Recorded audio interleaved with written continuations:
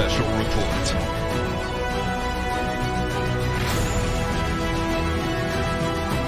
We're called upon one of the strangest things in existence.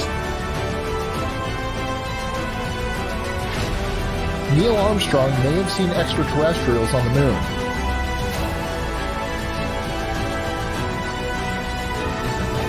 When he spies a discernible shape. That's one small step for man,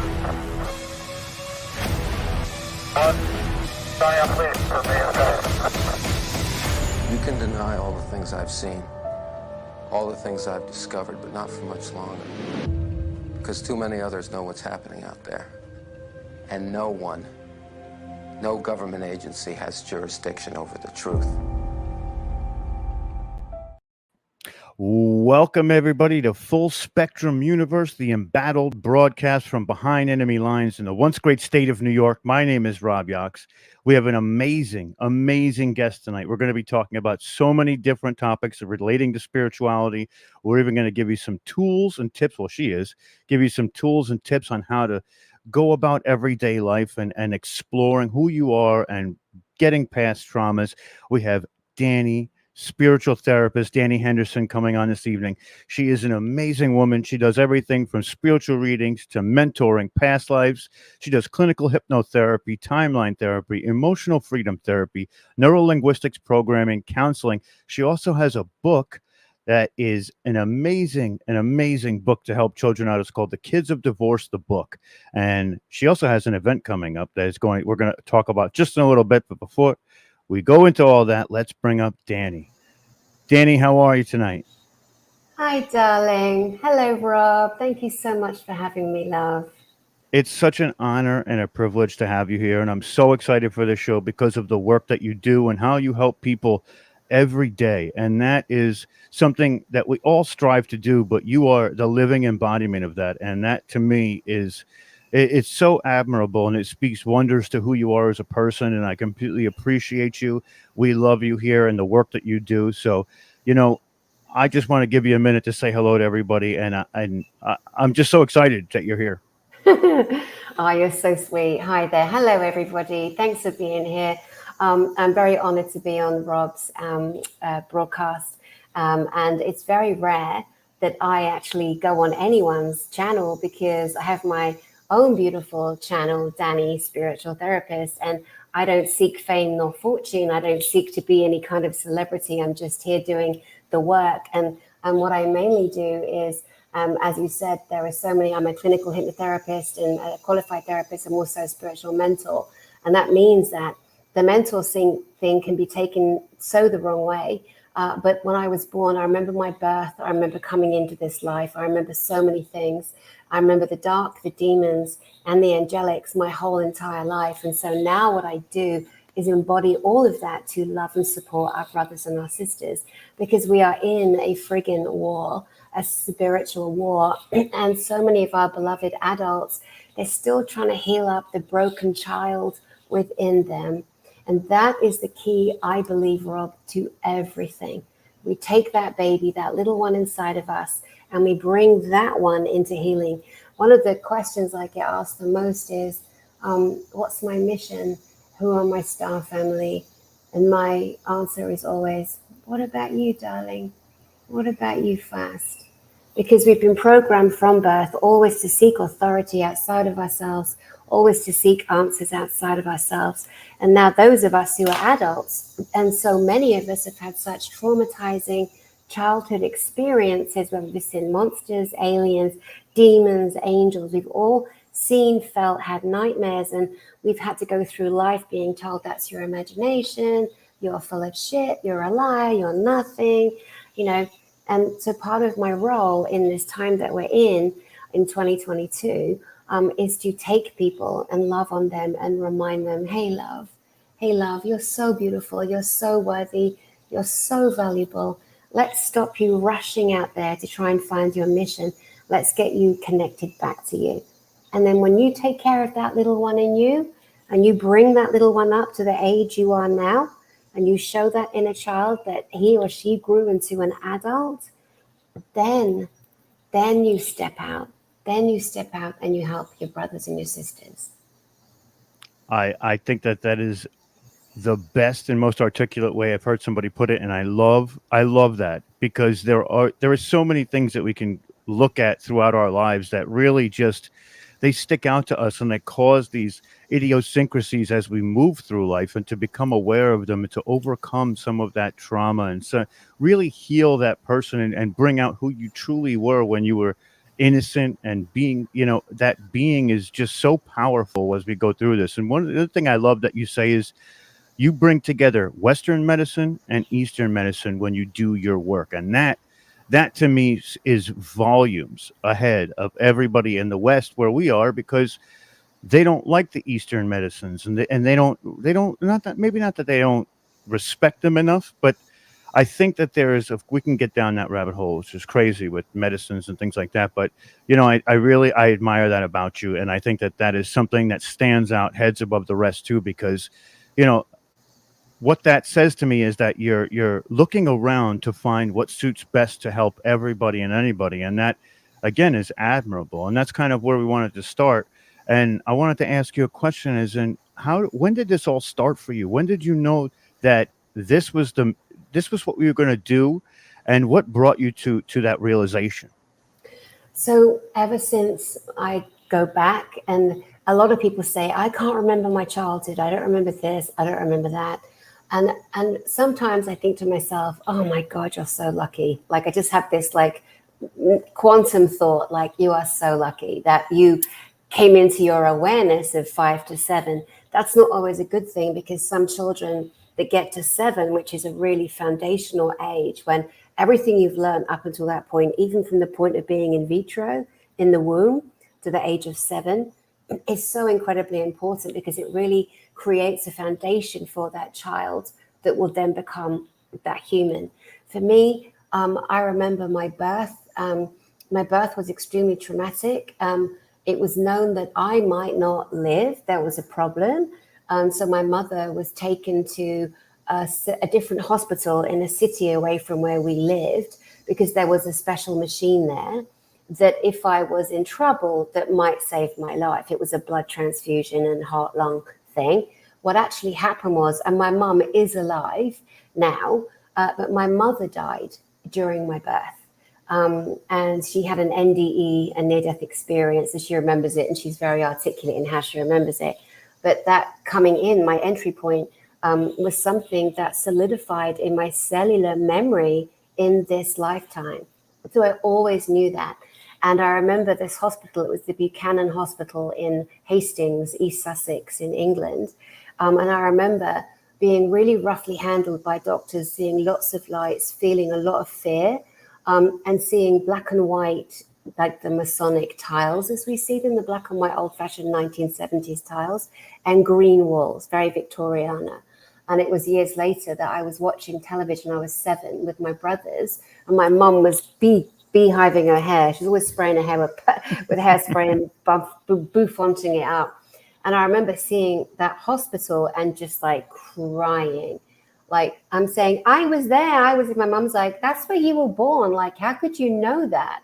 And I was like, I was 6 or 7 at that time. And so those of us that are in this timeline now that came in with memory, I think that in some ways we're more beneficial to the masses, because we don't come out in the last 2 or 3 years as pop-ups with just all this drama and memory, or want to fit into a story, a theory. We're trying to fit in, because a lot of us are actually trying to get away from our internal trauma.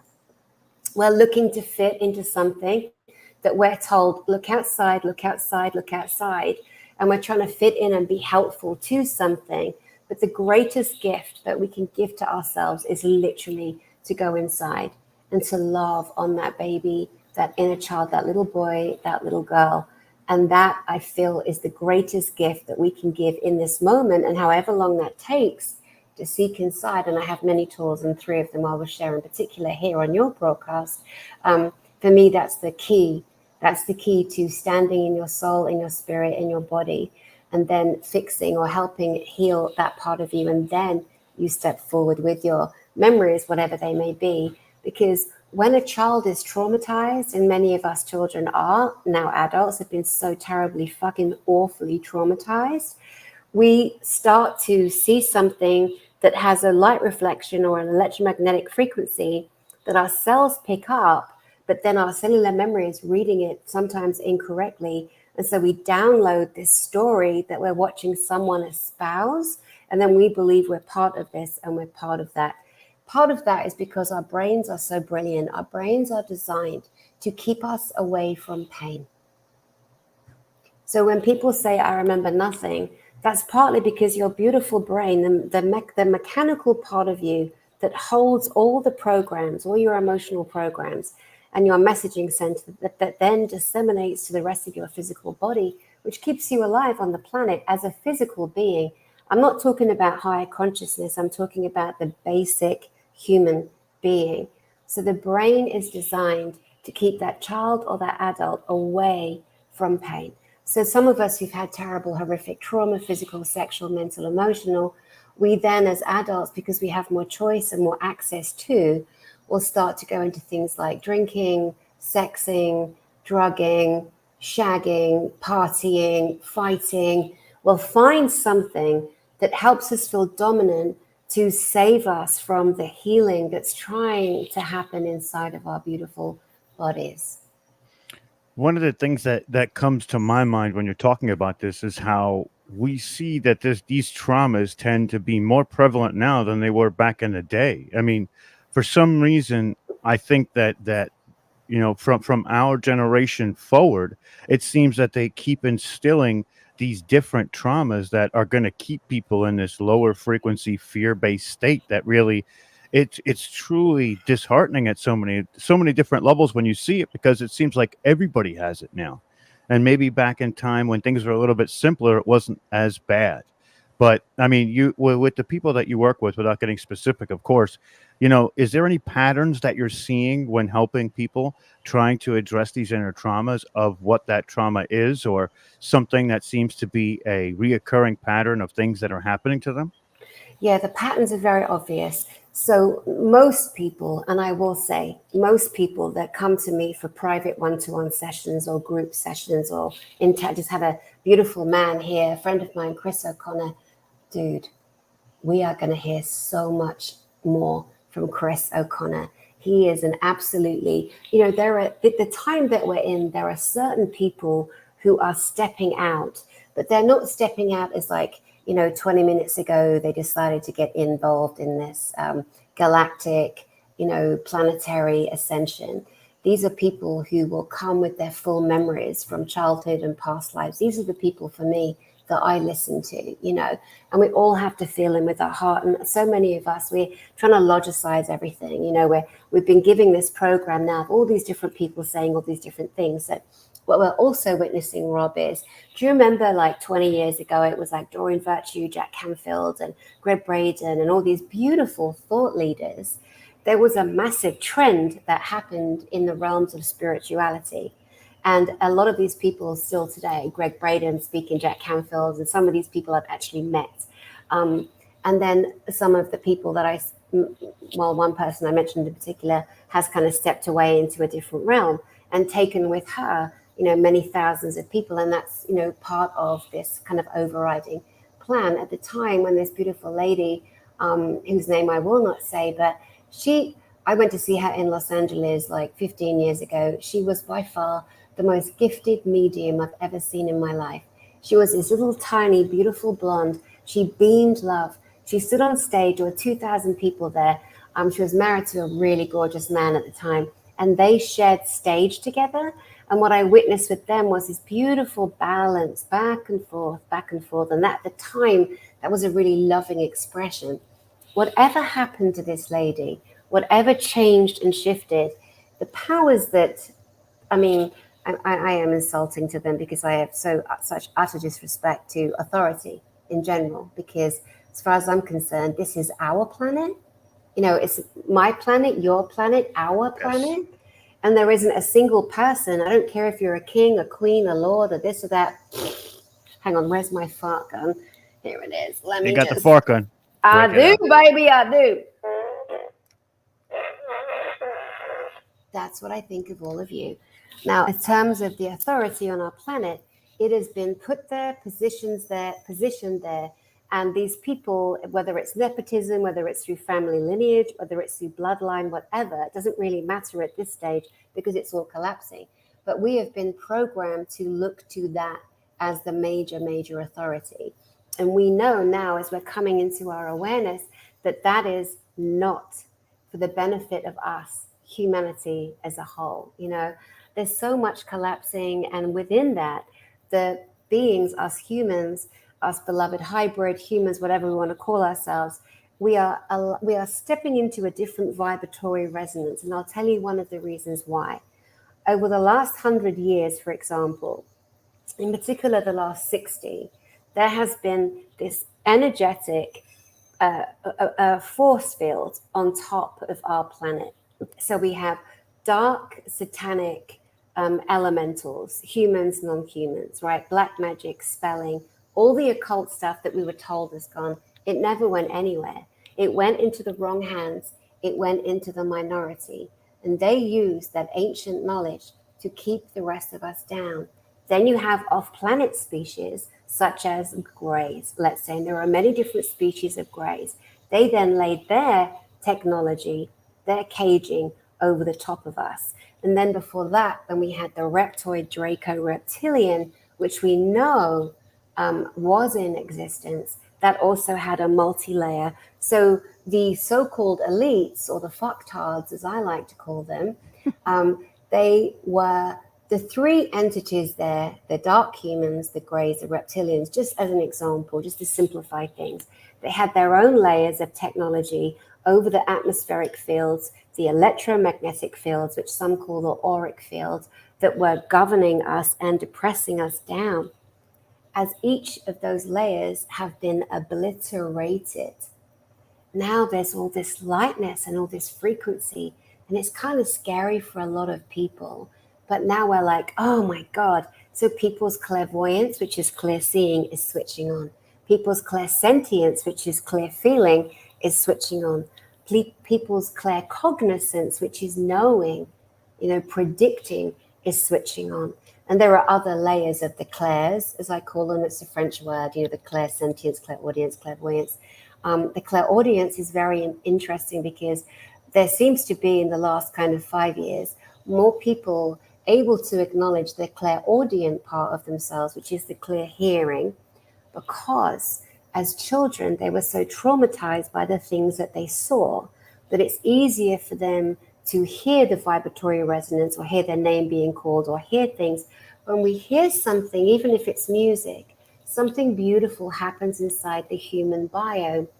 The hearing creates an emotion that comes from the heart and then registers to the brain. It is not the other way around. Our guiding template is our heart resonance, our heart frequency, where the soul resides. So the feeling of the heart has a hearing. It feels it. That's clairsentience. Then it resonates in the brain. The brain messaging center. Now we've got to remember how the physical, mechanical part of the body works. The brain, the mechanical computer, has a messaging center, and it is programmed to keep you safe, keep you away from harm, blah, blah, blah. But when the heart has a resonance that creates, let's say, a hearing, the hearing becomes an emotion. The emotion then resonates in the messaging center, and then we disseminate. If we allow ourselves not to be fearful, but to feel that feeling or hear that thing, we're able then to connect to our consciousness, which is outside of us, but it is the bigger part of our soul resonance. So that is the quickest way that any human on their awakening journey, however far along the road they are, it's the heart first, connecting to the brain, the messaging center, feeling no fear, because then that plugs in a program in the brain that says, oh my God, I'm scared, shut down, shut down, shut down.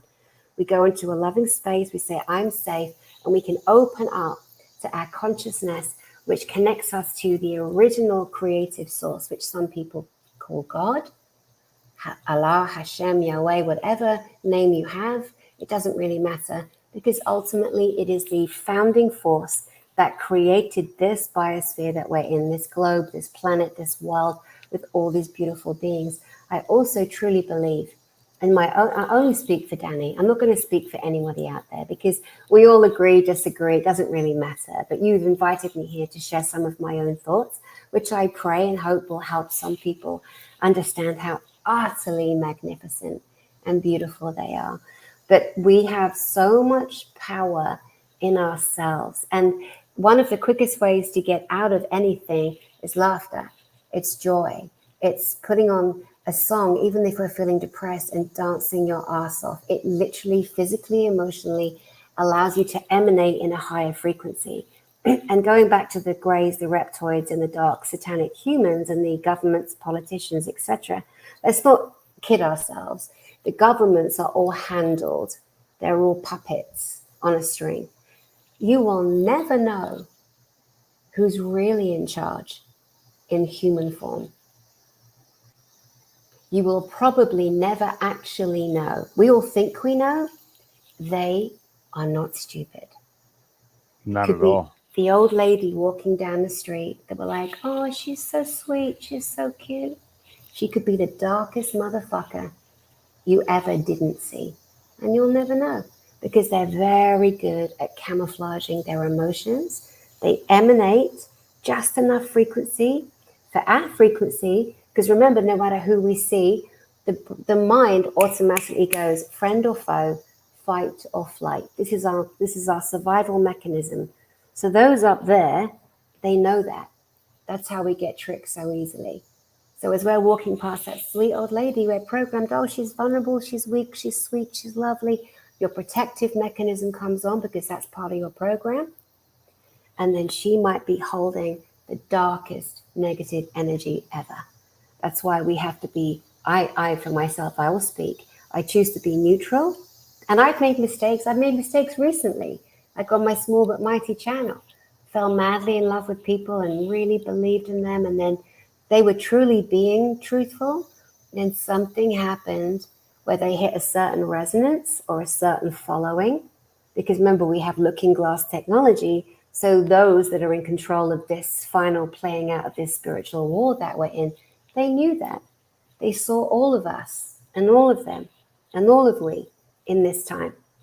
And so I call it the Trojan horse, the hidden program will switch on.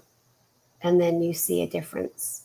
And, as intuitive as I am, I still have made mistakes with people because my first instinct, like you, Rob, is to love, is to trust, because that is the natural state of a human beingness.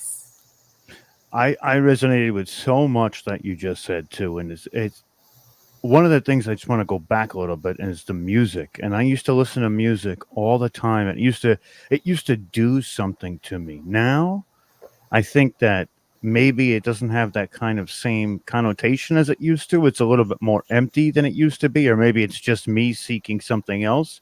But you're so right, and when we explore that awareness, these veils that you're talking about, all these different veils from the human veil to the reptilian to the grays, those veils are just, they're getting pulled off. Like if let's say there was a 67 Chevy underneath a couple tarps and you're just pulling those tarps off so you can get in that car and really drive it. You know what I mean? And you're excited to drive it.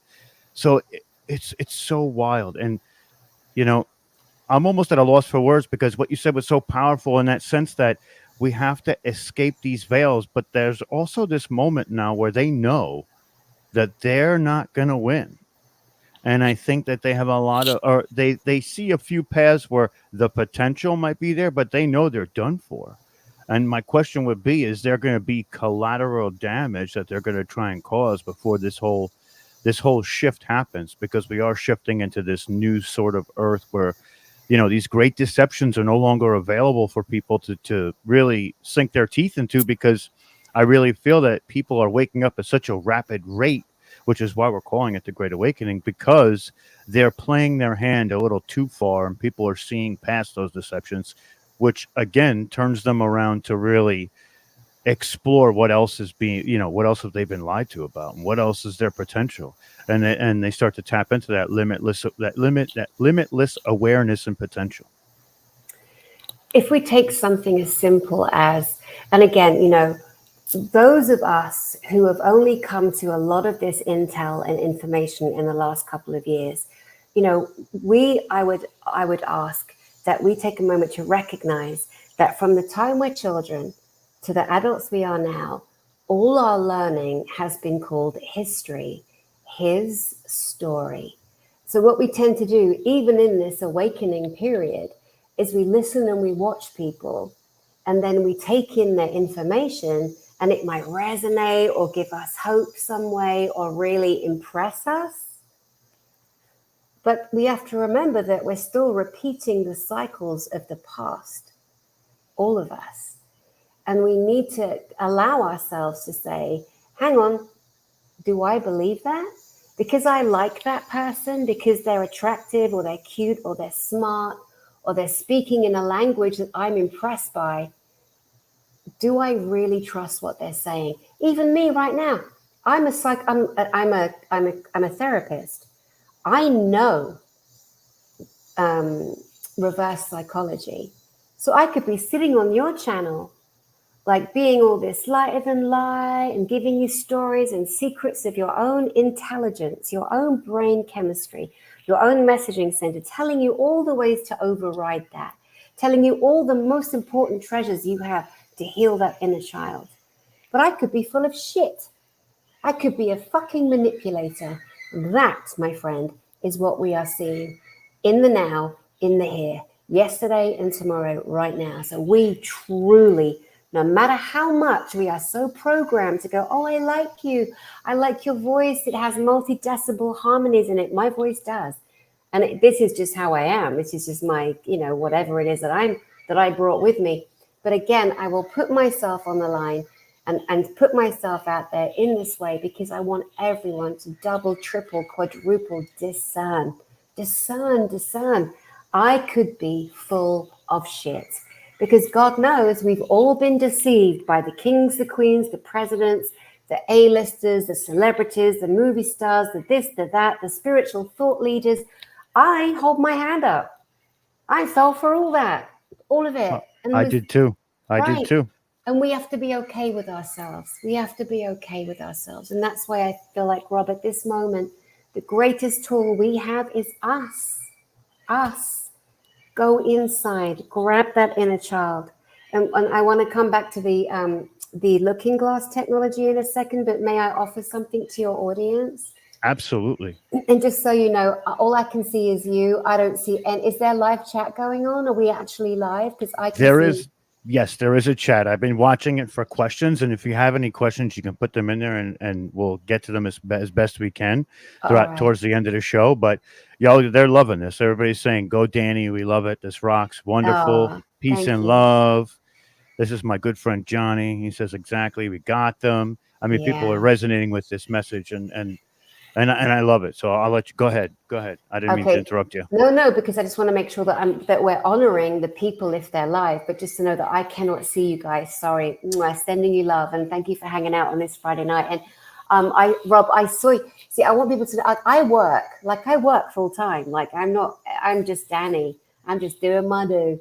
You know, and I interview incredible people on my channel because I know how important it is. But every day I sit and I work one-to-one with people who book me on my diary and I sit in session. So I am not watching 15,000 people out there. I don't know most of the people on BoobTube. I really, truly don't. But I did see one of your broadcasts a while ago. And then when you reached out to me and you invited me on your channel, I was like, oh, yeah, I remember that guy. And I liked what I saw. And forgive me in this moment, I don't remember who you were interviewing. It was somebody lovely. But because I saw you before, that's why I felt like, let me play. Let me come on this nice man. I appreciate that. Well, I feel your heart, Rob. I think you have a good heart. And also the thing I noticed is that when I looked at your channel after you invited me, you seem to interview an array of different people, but you're not supporting and espousing every single thing they say, which is important. My idea is to put it out there and explore all of it. And if what that comes with the discernment, if it applies and you feel like you resonate with it, you can do your own research further, which is kind of why we call our group the Forever Students. We're always learning. We're going to keep Yeah. learning, and we want to maintain that integrity while learning and really explore things. So whether I'm all invested in or not, I rarely let the audience know that. I kind of still keep it where I don't agree or disagree, because I don't want to sway anybody in any which way. I just want the actual information to just go out. And I think that that's kind of, and I don't actually mean to do that. I heard that this is like the third time I've actually heard this in like the last few days, to be honest. But I don't really know if I do that. I love the idea of exploration and really figuring it out for myself, because like you said, you don't trust everybody, you trust yourself. And when somebody gives you that information, what you do is you take it, you can research on it, you can meditate on it, and you can see what it does for you and how it fits into your everyday life. And that's one of the things I hope we do, is kind of give people enough that we engage in initiation to research and to figure it out and to really do their own sort of timeline or craft with it, and internalize it and see what it does. If it doesn't apply, we let it fly and on to the next one. Yeah, yeah, and that's really important. I think that for all of us, humans in this ascension that we're all in, and a lot of your audience that watches this will know that we are in a growing up phase, and that our beautiful planet, Gaia, Pachamama, Mother Earth, whatever you want to call her, she's a sentient, beautiful being, and we are living in harmony with her. So if she is the heavenly body, is ascending physically, so we have the Schumann resonance that measures the heartbeat of the planet. And it stands to reason, like basic logics, if this physical entity that we live upon is going through a change, an upgrade, then it stands to reason that the beings that reside with her, that have always been in her frequency, as she's shifting and ascending in her frequency, of course, then it stands to reason that we will also ascend in some regard, that our program will have to, by definition, upgrade with her, Otherwise, we're going to hold her back, and we could be fleas on her body, and she is the one in control of disregarding the scourge. We've seen the tsunamis. I don't mean the ones created by HAARP, HAARP, harmonic aerial. Oh, what is it called? I forget it too, but it's harmonic aerial, something like aerospace I'll tell you right now. Research program, HAARP. It is a literal military government technology that has been on our planet for many years that can literally shift the trajectory of the weather on our planet. And because most of us have never been allowed to even think into that reality or been shown that reality, it's beyond us, because we're still like, hang on, that's nature. Nature's in control. Yes, she is. But there is manipulation of weather and systems. Like, they can hold the rain from India. They can stop the snows in Serbia, in Siberia. It has been done. It is done.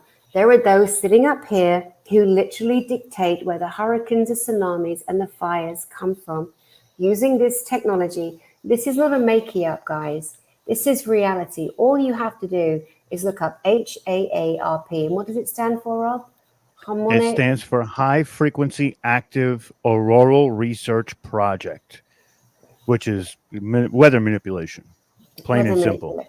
And then those go, well, I don't get it. The oceans are so big and this and that. But what they do is there are many land masses. One of the biggest lies we've been told, there's not enough room. There's not enough room. Bullshit on your ass. I live in Costa Rica in the jungle. I've flown from here. Recently, I attended a conference in Cozumel. I was a speaker there with the beautiful Dr. Christiane Northrup. She's just one of the global doctors of our time. And we're going to play on Sunday. We're going to have a little girly catch up on Sunday. And tomorrow I'm actually interviewing my friend, Dr. Michael Sala. I'm so blessed. I know so many beautiful, beautiful, people on our planet right now that I share on my small but mighty channel. So the last 2 months when I was flying over, and you don't need any of that nonsense, poisoning of the body. to go to these places. Latin America, and my God, are they so much cleverer than a lot of the Western dominated, fucktards on the planet. So I'm flying over hundreds and hundreds and hundreds of miles of pristine land. I lived in Canada for years. I lived in America for years. There is acres and acres and hundreds of thousands of miles of untouched, pure, beautiful, natural earth. So when someone says we're running out of space, there's not enough, there are too many humans, shame on you. And we're coming for you, and you better know what time it is. I agree. And it's funny that they try and do things like that and climate change and all the rest of it and how things are changing. People have to understand that the earth, like you said before, it's cyclistic by nature. Ooh. There have been times before where the same instances that are happening now happened 100 years. And this goes with the same with those people that we talked about too, the politicians, the fucktards, like you said. There's a reset every few hundred years, and they plan this. And what they do is that they take all that is known at the time, they whitewash away what they don't want, they program people to be what they want for the next cycle, and then here comes the reset. And we were dovetailing towards one of those recently, but I think that there is now enough of a notice of it that it's not going to happen within that way. But again, listen, anything can happen. We have to be ready for that too. Just like you said, you have to believe in yourself and take care of the self first, because when you do that, maybe you'll have that ripple effect for other people when they see you. The other thing is, it's understanding that we have had the most extraordinary technology that came from our brothers and our sisters upstairs. There is a solar system of which we are a part of. There is a familial family resonance on different planets with different beings. There are countless billions of humans that look like you and I. And at this stage, if one more person says, "Are we alone?" I'm like, oh God, here's a Coca-Cola and a bag of Cheetos. I can't help you. Love, love, love. It's just like enough now. But this is the hardcore, hardwired programming where people are told, if you think above your station, and what does that even mean? How dare anyone make someone think they can't think out their own ideas or ask their questions, that we're so used to being shut down? When we look at the technology, we go back to Nikola Tesla. I don't mean Elon friggin' Musk and his lithium battery electric cars. I'm not talking about him. I've always been really annoyed that they took my boyfriend. I was joking about him being my boyfriend. Nikola Tesla didn't date. He was an extraordinary singular being. He brought us to this planet extraordinary technology that we would never, ever, ever have to. I'm trying to see if I've got my Baghdad battery.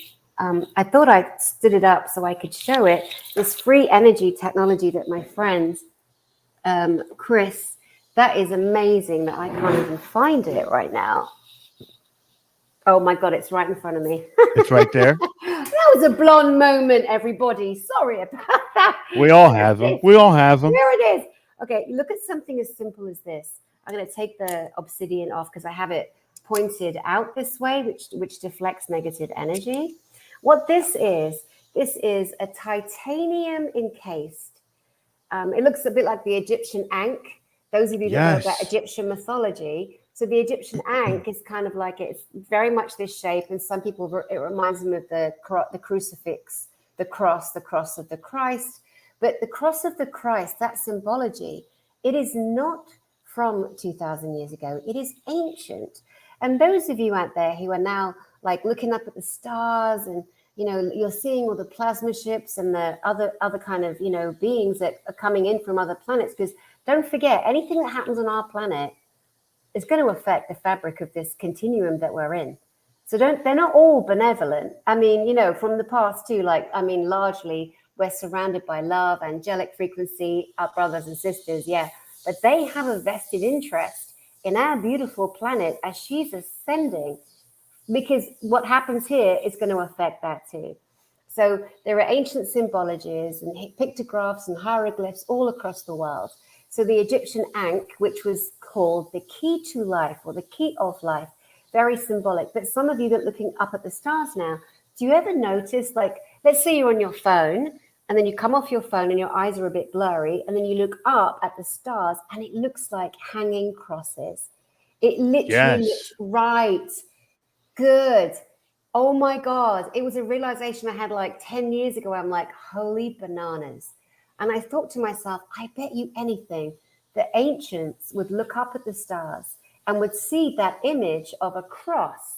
And that image has been handed down over millennia, So this particular, it's called the Deems machine or the Deems device. My friend Chris O'Connor was, as a little boy, taken at 2 years old by a secret space program, which everyone's talking about, so it's no longer secret.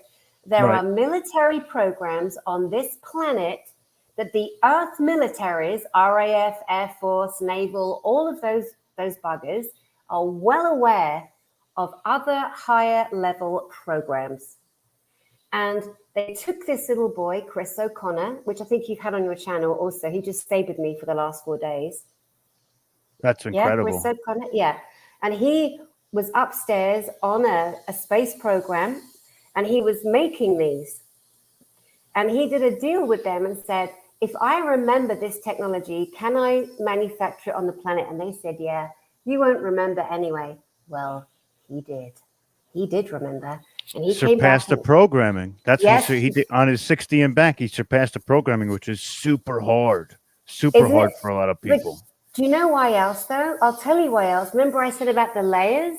The greys, the reptoids, the dark humans, because their layers of programming have been dissolved, the black goo, all of that. Now, the light, now we're all in this awakening. Now we can receive. So I'll tell you how this works. Inside of this nickel, so if you're allergic to nickel, it's not for you. If you have a pacemaker or electrical components in your body, not for you. You never have to plug this in because it works on natural energy frequency. There is a copper tube and an iron, copper and iron together, surrounded by 13 magnets that go up and down and up and down. It creates the energy of piezoelectricity. Do you know where in our body we inhabit piezoelectricity? Isn't it the heart? It's the pineal gland. The third eye, right. Pineal, no, it's fine. It's the pineal gland. Your third eye, your pineal gland, is the seat of your soul, your connection to traveling, astro traveling, dreaming, creating, manifesting. And that is why, for example, there is fluoride in the water across the planet. Back in the day, oh, it's good for your teeth. Bullshit. It is to calcify and cover up our ability to connect to source, because we are source. We're source energy. This machine, and I'm not selling it. It was just here. I'm using it. My friend just gave me this and it's so beautiful. But this is the free energy I'm talking about from the time of Nikola Tesla. You'll never plug it in. It creates a vortex. This is the 14th magnet, and it takes energy out. It helps you reset your electromagnetic field. It is beautiful. So we humans are now having more access to all of this amazing technology that was always on our planet from the time of Nikola Tesla and before him. And then, as we know, if we look down the timeline, you've got people like Edison. Nikola Tesla went to work for Edison because at the time Edison was considered a genius, but Edison was put in that position. He was a crook, stole everything. There's so many things, there's a sad story about him because, there's always, with everyone we hear about, then we can go like, they still were a baby born of parents. I mean, some not, but let's just talk in general, that went through a childhood that equated to their own suffering, their own pain, their own emotion. Then whatever happened in their adult life, or they may have been put in a position, for example. So Edison was already running his telephonic, industry. And it was decided that he was going to use something called direct current, meaning that they figured out how to create electricity, but harness electricity. And they wanted to build a singular structure, tower, those ugly, bloody pythons that we still, pylons everywhere across the planet. We didn't need one of those ugly pylons that we still have in 2022.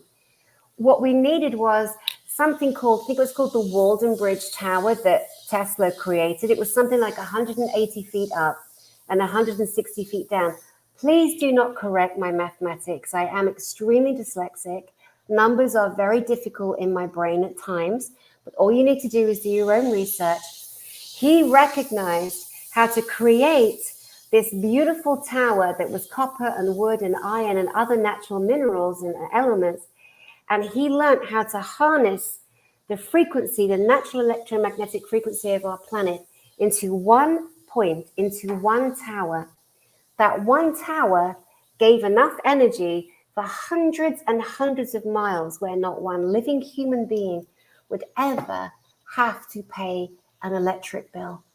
There would have never been a cold person, a hungry person, a homeless person, had we allowed the genius of Nikola Tesla to be governed and given freely on our planet, which was where humanity was going.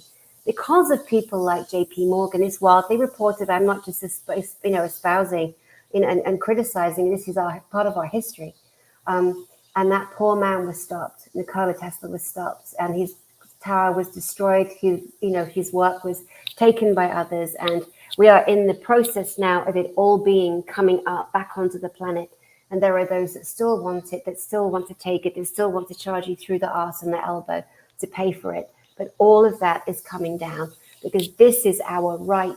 This technology is our right to survive, and no one had the permission, certainly not from us in this generation, to stop these technologies from being shared with humanity. And I could go into a much longer, but I won't. I'll stop there on Edison and Tesla to this point. I was loving it. I was loving it. I'm sitting here like, this is amazing. And it resonates with me too, because again, my friend Joan of Angels, who we do a show on this channel called Tartarian Mysteries Revealed. Her. I watched her. Hello, Joan.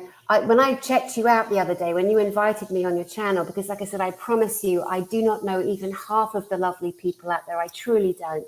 And I watched you, and that lady, she's got like a bob, like a little bit, yeah. She's like an ass kicker. She's got a real good energy. Yes. Like she knows her stuff. She really sits in her knowledge. Yeah, I saw her. Yeah. Nice. We're actually coming up with an episode that's going to be on the energies of that. Well, Nikola Tesla has a lot to do with the world fairs, and there was a specific world fair in for Chicago where he started doing that, and they have a lot of free energy type solutions in the Tartarian Mysteries Revealed, and we're going to get to that too. So it's really wild you say that as well, but truly we could have been so much further along than we are now. And that's why those custodians or those controllers are really, that's why they do those resets, so we don't achieve those levels. But we're breaking those paradigms. And, I wanted to kind of transition back to the techniques that we can give to people to sort of help them daily.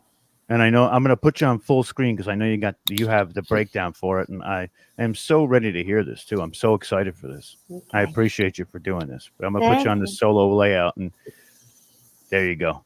Okay. Thank you so much. I do want to come back to the looking glass technology in a little bit. So please remind me so I don't go off on a tangent. Of course. It's important for people to also understand that and what's happening and about the timelines that we're in right now. But again, guys, hello, you lot. How are you? I'm Dani, and honestly, I just send you so much love from my heart to your heart. I really feel for the journey that you're on. I know it's scary, and I know those of you out there that are the providers for your families, and you've gone through so much.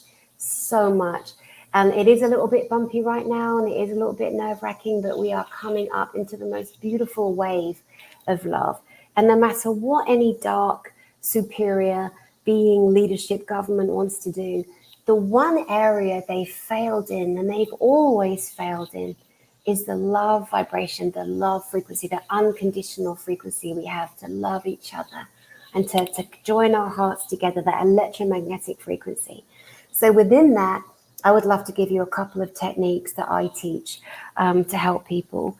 I would say to you now, no matter where you are, how rich, how poor, how sick, how well, how sad, how happy you are, there's one part of you that has been partially shut down your whole life, and that is your inner child. happens to all of us, from school to this moment now, from parents programming, from church programming, from health programming, from school, from education, from everything. But at the end of the day, you came into this planet, however you came in, as a beautiful little baby, a beautiful, beautiful newborn, sweet, sweet soul. And I would ask you, fall back in love with that little one. If you didn't receive love, if you did receive love, if you were abused and harmed and in any way, your job, I believe, is to get back in touch with that little one. Because without you reconnecting to that beautiful part of you, your healing is always going to be in bits and pieces. You're always going to be out there with open wounds. You're always going to be vulnerable to being triggered by other people, because part of your inner child is still operating from 7 years old or 9 years old. Something I tell people is, you've got to look at the men in particular, and women, but men that largely run our planet. You're looking at men in their 60s, 70s, and whatever age they are, who are making decisions for the rest of us, for the rest of this planet. But largely, a lot of them are traumatized 9-year-old little boys that suffered horrendous, upsetting traumas. And the trauma is dictated by the sensitivity of the soul. They could have had a beating from a parent. They could have had a rape assault from another man, but it's how they absorb into their own beingness, which will deliver the frequency of trauma, right? So we can't measure other people's, we can only measure our own. So if we get hold of that little one inside of us, and we go back and we love that one, because the men running the planet are running from a 9-year-old emotionally paralyzed or emotionally stunted aspect of themselves, and they don't even know it. So back to you, because you really matter. So what I do is, let's say, for example, that you went through a trauma at 8 years old, or by the age of 8, you'd been so traumatized that at 8 years old, you have so much advanced thinking. You understand adults are liars. You can't trust anyone. You're going to have to sacrifice something of yourself. And we're in this mindset of trauma. What I want to invite you to do is, just in a really loving, kind way, just go back. Just go back to a sweet part of you. Just remember yourself. Remember something about yourself. Just imagine maybe it's your 8th birthday or your 7th birthday. And just in your mind, just go back to that little one that you were. And just see that little one. Just see that little boy or that little girl. And just send them love right now. Just open your heart to loving them. And then as you do that, I want you to imagine that you're inviting that inner child onto your lap. And just have that little one come and sit with their back resting against your back. So their face is facing forward and their back is leaning against you, because you want to feel the heartbeat of your 7 or 8-year-old leaning back on your heart. And then just imagine wrapping your arms around that babe, around you, around 8-year-old you, 7-year-old you, 6-year-old you, and just hold that child. It doesn't matter what anyone says. Nobody can take this from you. And just hold that little guy, that little girl. And if you feel like rocking, then rock. If you feel like rubbing and holding and loving that little one, then do that. This is called self-soothing and self-regulation. We are going back down your timeline to rescue that part of you that is still operating in emotional paralysis. No one outside of you can do this for you. No therapist, no psychologist, no psychiatrist, just you. It's a gift that you give to yourself. So take that little one, wrap them up, and just hold them and stroke them and love them. And in your mind, tell that child in you, I love you. I've always been here, and you are safe. You are safe now, and I love you, and I hold you, and just feel a connection with them. Now, you may not be able to do that right away, and that's okay too. But I would ask you to watch this back and just get away from everyone, your husband, lover, girlfriend, partner, mother, dad, brother, sister, sibling, it doesn't matter. Just take some time for you, because this is the greatest healing in humanity in all time right now. And you matter and you have value and no one can tell you otherwise. And if you hear that, it's not true. It's a lie. And maybe you're telling yourself that. And if you are telling yourself that, that's old programming. That's what someone told you when you were little. And that was a lie. And now you can just dismiss it, delete it, and just come back into love for self. Now, I have a second technique that is very, very powerful for you to do. Now, most of us don't know how to connect to our soul, to our heart. And one of the easiest, most instant ways to do that is to get in the mirror, like get right close to the mirror and literally get as close as you can without fogging up the glass. Look into your eyes. Now go to your pupils. Look into your beautiful pupils. And if you get close enough to your pupils, what you're going to see, and you may never have noticed this about yourself, because we're never told that we should be doing these things to help us heal from children, you know? When you look into your pupils and you go around the pupil, you're going to see these beautiful colors. I call them the flowers of the eye. There is a literal flower around your beautiful pupil. So get really close and look into your pupils. Then look at the colors, the flowers, not the body of the eye, the flowers around your eye. And when you can see that, link into yourself and say, hello. Just say hello. Say hello to you. You might feel ridiculous. That's good. You might want to cry. That's good. You might want to laugh. You might feel really angry. It's all good. It's all good. What this exercise does is it helps you, the individual, not costing you one penny, just right here, right now, connecting back inside to you. And then let whatever feelings come up, don't shut them down, let them come up, rage, anger, fury, fuck this, fuck that, I hate you, you let me down, whatever comes up, let it out. In our ability to rage out, to cry out, to scream out, to happy out, we make a literal shift in our own inner consciousness. And then we catch up to the age we are now. It's a beautiful technique. And I really hope that you'll allow yourself the time and the love for yourself to do that. And so, Rob, I will end it there for a moment. If you're still here, hello.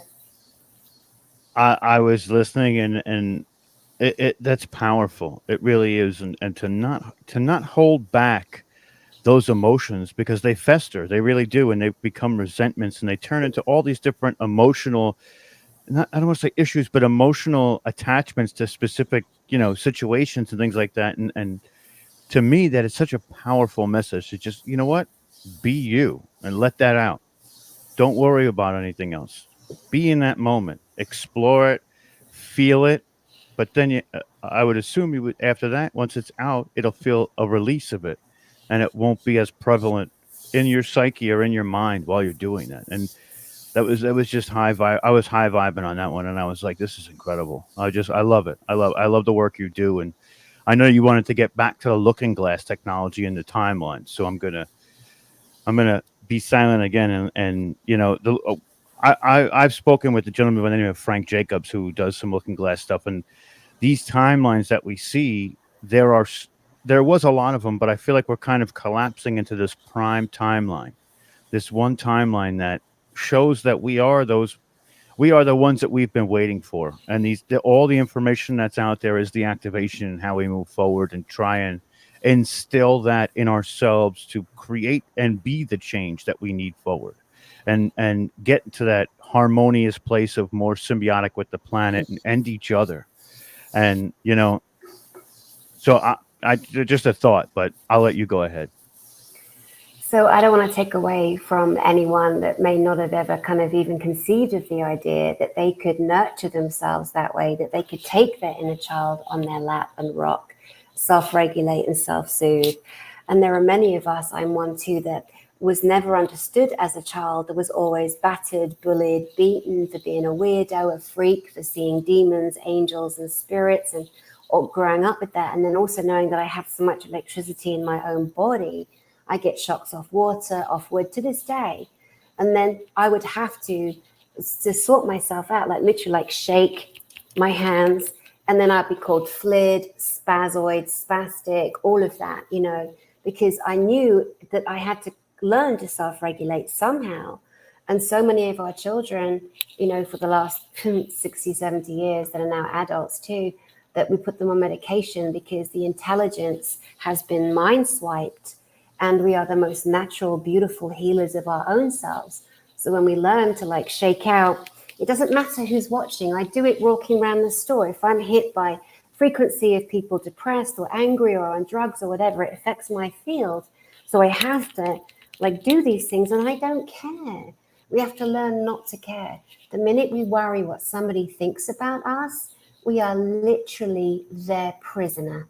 They literally have a piece of our soul that they take and they hold. So we can't care anymore. If we really want to truly heal, we can't care anymore. So I don't want to dismiss anything that anyone might have felt in that moment, because it's such a beautiful thing. Thank you for allowing me to be on your channel and to share this for free for people that can't afford a session with me, because these are some of the things that I teach and I share in my private sessions. The looking glass technology. One of the things that I do find amusement in, because myself, my rageful warrior goddess self, is so disgusted and angry at the horror that our brothers and sisters here on our planet have suffered. But knowing that the greed, the utter greed of the multi-gazillionaires, like I said again, we'll never know who they are. Let's not make a mistake. We think it's this person, him, her. Yes, to a point. But there's a much higher level that is hidden. The hidden hand will never know them. They're in the midst of us. They're in our midst too, right? There's some people that we admire. I don't know them, but they're there. Some of them I believe I know, but they are there. They were so greedy. They have used age regression technology on themselves, medical beds, as we call them, life pods or med beds, and they've been using the technology that we would have all had access to, but now we are. But with the looking glass, they were so greedy, and so many times they were taking that technology, which only had a certain amount of human bandwidth that could be actually held in this frequency and this density, to be looked at and handled, and only used a certain amount of time for people to see. So a lot of the multi-mega billionaires looked and cheated and jumped ahead down the timeline, knowing that they could invest in this or create this. It was going to make them this. It was going to put them into what they call the higher echelon. And those people all have a black magic agreement together to keep the rest of us cloaked and harmed and as fodder, and loosh off our fear, because that fear-based energy, that electromagnetic frequency, feeds them, because they are the opposite to us. Now, what happened was, very recently, there came a time when the very last person looked into that technology and it literally stopped. They looked at it so many times that each time they looked, they interfered with the fabric and the different timelines. So they all collapsed into one. And there is no going back. They can't reverse it. They can't go back down the timeline. They can't go forward in the timeline. It is done. And this is where we are right now, which is why it's even more important that each person that sees this, for example, shares this with their loved ones, with themselves, and does that work. Because when we raise our frequency, our love frequency, we are above and beyond and with that singular timeline. And the dark ones, they're dying, they're grabbing, they're stabbing. It's so interesting, because those that also worked for the darkness, they truly believed they had a place alongside the dark one. They were promised, they were told, but they were also aware of the love and the light, you know, how we do this and there's a place for us and we're all going to be together. But those two things don't work on the same level. The darkness doesn't care about you. You dark ones out there, you're knowing now, you can't plug into that power source anymore. It's gone, hasn't it? It's gone. You've seen it collapse around you. England, Australia, Canada in particular, those families that were plugged in, those families now have lost their plug-in. It's gone. That's why they're all fighting each other. That's why they're all trying to take out America, Canada, England, Australia, for example. Because now the snake has turned on itself. The snake is eating its own tail now. And they did that to themselves, Rob. They did that to themselves.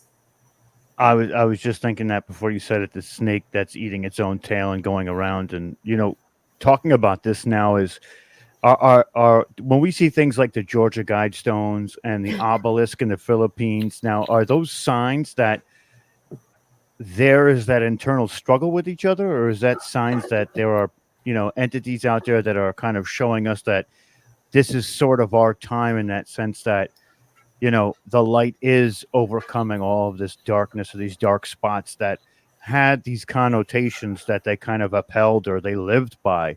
And, what is your thoughts on that? So my thoughts, I'm so happy, delighted that the Georgia Guidestones were dismantled and blown up, or whatever it was that happened, for a few reasons.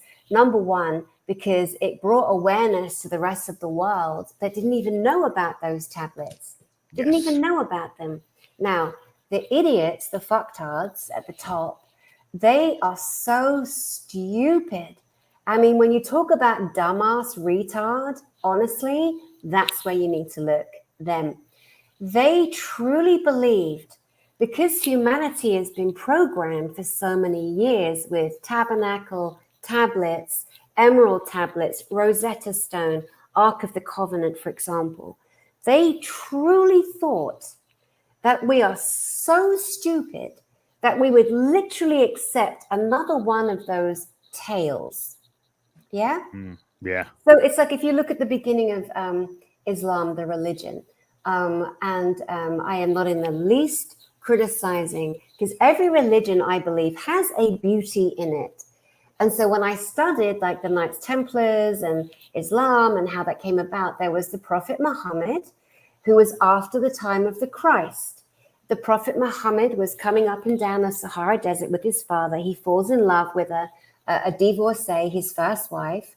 And at some point before or after that, he goes up onto a mountain and he comes down with the Quran, and he was visited by the Archangel Gabriel or Gibral. They have a different, obviously, connotation and pronunciation, but isn't it interesting that the Christian mythology was created, then comes along Islam. They used a Christian icon, the Archangel Gabriel, to solidify that next journey. And again, I am not criticizing Allah, peace be upon him, all of that. But a lot of people don't know the history of our planet. Because why? Because we've been told, if you're a Christian, don't you dare study anything else. Don't you dare look at Kabbalah. Don't you dare look at Islam, right? So, so those that don't know, this may be a bit of a revelation for them. So the Archangel Gabriel is also loved and adored in the Islamic religion, right? So if we cut to the Georgia, I call them the Georgia tombstones. So these stones pop up. Nobody really knows who paid for them, who bought them, who built them. They went into a trust and and was it really the real guy's name? But what those stones were monolithic stones, and people say there was a sacrificial stone on the top. And there was many languages from around the world: Egyptian, Chinese, Greek, Arabic, English, maybe one or two more, but kind of fundamental languages. And they all basically said the same thing, that there will be 500 million people left on our planet, pretty much telling us these are the rules that you humans will adhere to. They actually thought that we were going to accept that again. because they're so dumb. They underestimated the love, the compassion, and the beauty and the brilliance in all of us beautiful, beautiful humans. And so I'm delighted that those tombstones came down, because they were tombstones. They depicted the death of humanity. And there were only going to be a few chosen left, and now it's gone. And those that never heard about that, now they know. Now they know that was in existence. And there could be other, masonries somewhere that have depictions of forecasting how our planet's going to be. But that was certainly a massive one. The obelisk, so if we look at, I don't want to get too far down different subjects, but I think one of the greatest books for people to get a quick catch up on some of the Masonic history on our planet, if you're into fiction, is Dan Brown, who wrote the Da Vinci Code, the Digital Fortress. That might be the thing about Under the Arctic, Digital Tower, Digital Fortress. But my favorite book he wrote was The Lost Symbol. And when I read that book, I said to myself, they will never, ever make that into a movie, because if they ever did, that would awaken humanity to the purposeful geometric structures on our planet. So when we go back to the times of the Freemasons, the Masonics, it's so sad, because the Masonics, the Masons, there are so many hundreds of thousands of beautiful men who join these lodges with the pure intention of being brothers, helping each other's families, helping the community. And then from that, we have the Rotary clubs. Also from that, we have the feminine, which is the Eastern Star, which is another offshoot of the Masonic lodges. They didn't know that the Masonic lodges was infiltrated by the snake. They didn't know that. They didn't realize that, even to this day, that there are not just 33 degrees of initiation, because when you become a brother, you go through these initiations, 1st degree, 2nd degree, 3rd degree. Most people never go past the 5th degree in the Masonic structure, but there are up to 100 Masonic degrees. And if you get past the 33rd degree, bearing in mind the number 33 is very symbolic for good and for evil, when you go beyond that, you're in a whole different territory, which we won't get into. But going back to, if you look at, just to give a little, because we don't know what we don't know until we know it. And then, you got some blonde yakking off on Rob's channel that might just drop a few little drip, drip, drop, drop, that you'll want to go yourself and explore, and research. If you look at 3 main cities, look at London, look at New York, look at Washington, DC in particular. I feel like I'm missing one. I am. Look at the London. Vatican. Yeah, Rome. Look at London, look at Washington, DC, and look at Rome. Now, you will see in the center of those cities a monument. And the monument is an Egyptian obelisk. And the obelisk is a column that ends in a point, like a pyramid at the top. The one in Washington actually has lights in it that blink. This is a ancient, some call it satanic, dark, and some, when I was in Egypt, I went on a really in-depth journey, because everything I espouse isn't just what I read in a book. I've done a lot of living and immersing myself in each religion to try and understand our planet. I've done a lot of travel and living in different countries to immerse myself in the cultures to understand.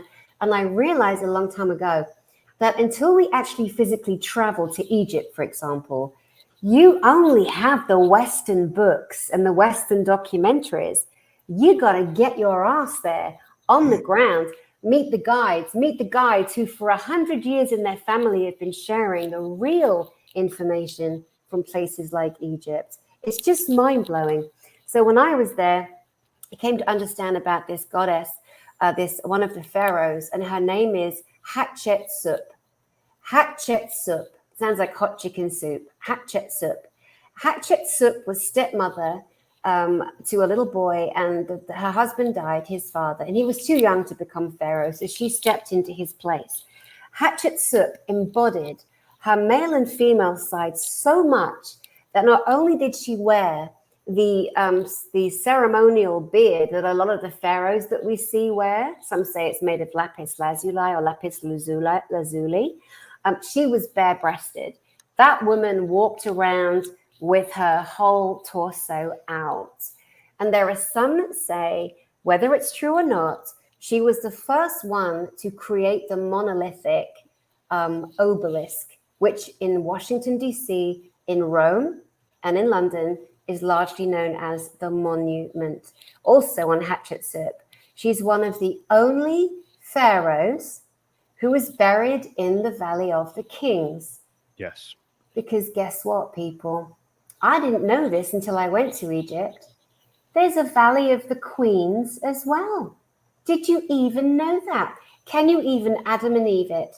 Until we go, you know what I mean? So we're all talking small when we're listening to people or we're reading. Until we're immersed in another culture, we rarely see the whole picture, and that's what we're looking at now. So those of us that have been programmed and governed by the television, and all our learning is from the television and the leaders that put themselves on television and the people that own the media that make sure you only hear what they want you to hear. Well, it's no wonder most of us are waking up really shocked in this day and age, right? Yeah, absolutely, because the exterior stimuli is almost non-logical to so many different points, But I love dealing in hidden histories, and the Valley of the Queens is a hidden history, something that they won't tell you. And there's a lot of history out there like that. And I truly enjoy that because it gives us a more robust understanding of the culture, of the people, what they did, the way that they embodied, and this is one of the things that happened over time too, is this alignment between the masculine and the feminine. And they made it more towards the masculine when truly you can't completely understand yourself until you've understood both sides of yourself, the masculine and the feminine, and that alignment. And they kind of threw us off that way. And what you talked about with the pineal gland and the calcification of it, they've messed us up very much so. From the moment we come out to wherever you are, when you have that aha moment that you say, wait a minute, this doesn't make sense anymore. Something's off and I need to figure it out.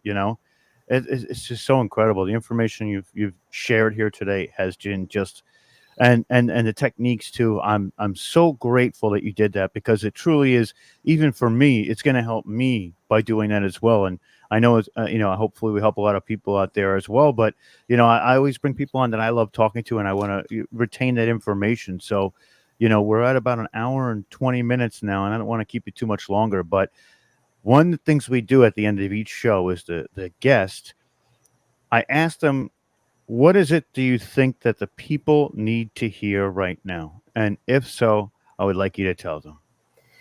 The people, I would say lovingly, what I hope that you hear is that you are beautiful and you are special and you matter.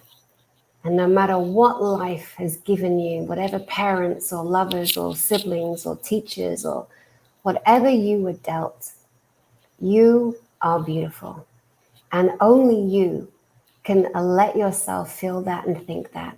If you choose not to do any of the inner work, if you choose not to find a moment in your memory of you as a child and invite that child to come sit on your lap, and wrap your arms around that little one, if you choose not to connect back with you, it's because that is your choice.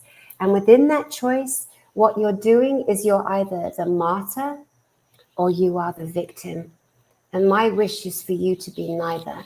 My wish is for you to really stand in love for yourself, is to really embody unconditional love and let yourself heal on you first. Because we are no good to anybody else. If we're out there with our open wounds, we're all in a rush to help and give information. But if we don't take care of that little one inside of us, you know, then that little one inside of us is going to be permanently struggling, permanently vulnerable, permanently open to making decisions from a 7-year-old self or a 6-year-old self. We can all do better than that. And I also want to say, if I may, can I talk about the biggest event on our planet in terms of disclosure? Absolutely. Absolutely. So there is an event happening, guys, in October of this year. It's October 21 to 23, Orlando, Florida. It is the biggest gathering in this timeline of people that you love, people that you've looked up to, who have brought you information on and off planet. People like Alex Collier, who has delivered information on our upstairs and downstairs galactic information from the age of 8 years old, when he was taken by an Andromedan ship. Lucky for him, it wasn't an abduction horror story. Elena Danan, an emissary for the Galactic Federation of Worlds. Laura Eisenhower, who is the great-granddaughter of Dwight Eisenhower, who was a prime minister, a president of America. She's exonerating the lies that he signed away America and he threw away the Americans to make a deal with gray aliens. It was not him. You can see that man there, Tony Rodriguez. Tony Rodriguez was taken as a 10-year-old child by an Illuminati satanic family, sold into sexual slavery, taken off Earth into the military. There are programs on our planet to this day in the military establishments who are trading humans on and off Earth, and that is also coming to an end. The other man there you see, Quetzal Shah. He is a Mayan shaman from a long lineage. I was just in Chichen Itza with him like a couple of months ago, Rob, with that man. That's amazing. Doing That's amazing. It was amazing. He's going to be on stage. These people are coming to be on stage. You just saw Dr. Michael Salla above. Dr. Michael Salla is one of our most revered historians, researchers of this time. That man is a genius. I'm interviewing him tomorrow on my channel. It's amazing. Yeah, that's amazing. Talking about the conference. So the people coming in this gathering, they love you. They, number one, guys, they love you. Huna Flash, he's fun. He's a Maori, indigenous Maori. He has a lot of kind of indigenous techniques that I really jive with. He's coming. Asha, there, my friend Asha, she has knowledge of the ancient Maya yoga, which is a similar translation to yoga, but it's not. It's inside. It's spiritual. So I'm bringing people together from our ancient indigenous realm on our planet to our galactic realm off our planet. That other man there is Lowell Johnson. Lowell Johnson had a journey inside of Mount Shasta. He visited the land of Telos in Inner Earth. Inner Earth. He will be on stage sharing his story too. We had him on just a few days ago. Lowell is amazing. And he introduced me to David Wallace as well. And his friend David Wallace was incredible too. Astrophysicist and all that. I mean, just an amazing guy. I love Lowell. Lowell's awesome. Yeah, I love Lowell's vibe. He's always high. He calls me pal or buddy. Hey, pal. Hi, buddy. Yeah, he's got great energy. Who else do we have under here that we can share? People that show more. Sunbo True Brother, the man with the beard. That man is one of the most, in my opinion, one of the greatest experiences of the Sasquatch, the Yowie, the Yeti, the Bigfoot, the Abominable Snowman. His story is absolutely fascinating. Sherry Divband. Sherry Divband is a woman who is creating the 5D learning centers for the new education for the children on our planet. That other man there, Jean-Charles Moyen. He is a Frenchman who was in the military, who was also taken off the planet, used in a secret space program. His intel is beyond, because he also remembers his time on another planet called Ultima. I mean, these people are bringing and embodying truths from upstairs and downstairs within this 3 days in Florida, in Orlando. And I invite everyone to come. Should we have another little look who's under there too? Yeah, imagine all the connections. Oh, Brad Olson, we've talked to him too. Imagine all of the connections and dots that are going to be brought together during this conference with these people. I That was mean, the it's incredible, that was the incredible. plan. Brad Olson has been to Antarctica, Hmm. and what is beneath? I think he said the arc. What is beneath the ice in Antarctica? The secrets in the Antarctic, well, and the South Pole too. But this man has so much intel. And then that beautiful man there, that is Chris O'Connor, who brought this back to the planet for us. And Chris O'Connor, this man, he's going to be one of the standouts of our time. He's starting to bring more and more of his information. He just spent 4 days with me here in Costa Rica, and we did some and I'm allowed to share it because we were doing a live, and he just told people that he was kind of with me here in Costa Rica, and he wanted to recover some of his memories, and so I took him into deep hypnosis and other methods and techniques, and he was able to recover more of who he is. Oh, And amazing. yeah, Amazing. he's going to be there, and he's going to be speaking. But he's also going to be bringing his DEEMS devices, taking people into a tent in the vendor room, and then taking a picture of their auric and electromagnetic field before, and then using the DEEMS device, and then taking a picture after to show how healing this Baghdad battery free energy device is, and how many ways it can help regulate the body on so many levels. I'm Yeah. so intrigued to see that too, and to talk to them. I mean, I love talking to all these people. I would love to, but seeing those pictures that's got to be something. That's going to be something incredible. I really think, because you're going to see a massive difference of the way you're talking about it and the way I know it works because of the way you talk to it, and the way it kind of the energies are going to be off the charts there anyway. So imagine when you start kind of playing around with it a little bit, and it's going to be insane. And the link to get your tickets to this event is underneath in the description right now. So make sure you click on it, check it out, go and get your ticket today. I mean, this is a lineup. I mean, everybody who knows the channel knows that we do events too, and this is a stellar lineup. This is going to be an amazing conference. Yeah, this lineup, these are the main energetics all combined together that literally help to create a bump in the fabric of consciousness in this timeline that we're in right now. Seriously, it is beyond beautiful. Not just that, but the audience coming.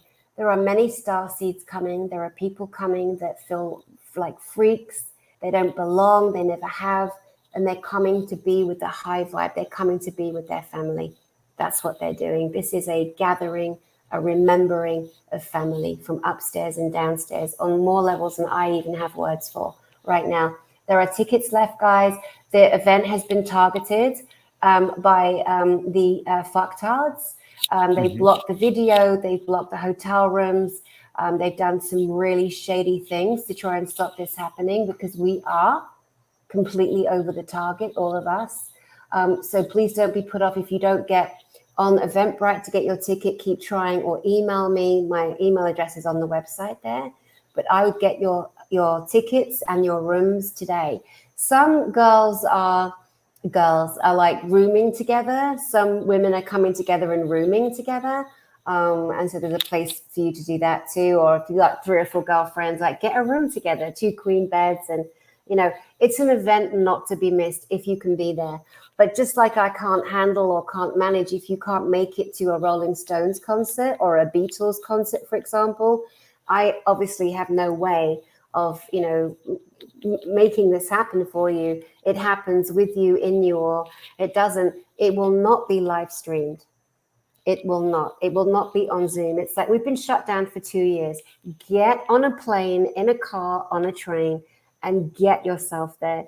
Be part of this ascension as much as you can, is what I would say. Not only that, being able to be there and to feel, like I said, just the feeling alone. I bet you that when you walk into that room and there's so many people of that heightened frequency, it's going to have a profound effect just on your body, on your mind, and the way that everything looks around you. It's going to be, if I can get there, I'm going to be there, because you know what, I love your whole group of people too. You guys are amazing, and I've been slowly kind of getting to know a few of you so far, and it's just I love to learn from people, and you guys have done such a great job of presenting all of this information and really getting it out there for people. And I think that is one of the biggest things is you just putting it out there, and then that's it. It's out into the ether, and now it's for everybody else to take it as it is. But Dani, this has been such an amazing episode. And also, if you guys want to get a one-on-one with Dani and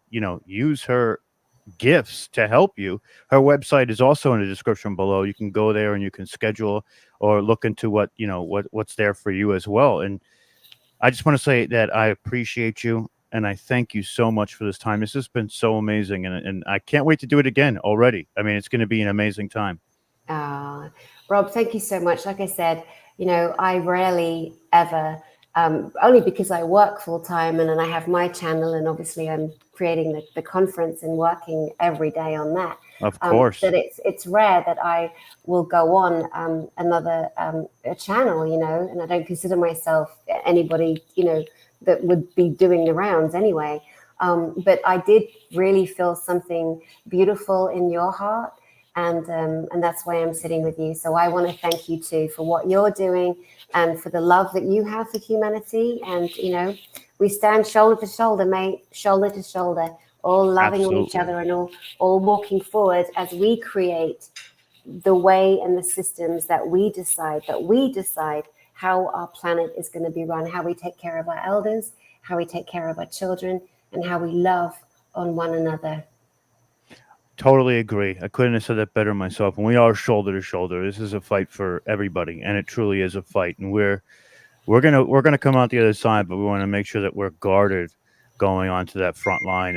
And I would stand shoulder to shoulder with you anywhere. And I look forward to seeing more of your work. And I appreciate you, and this has been incredible. So thank you so much again. Thank you to everybody who came and was listening.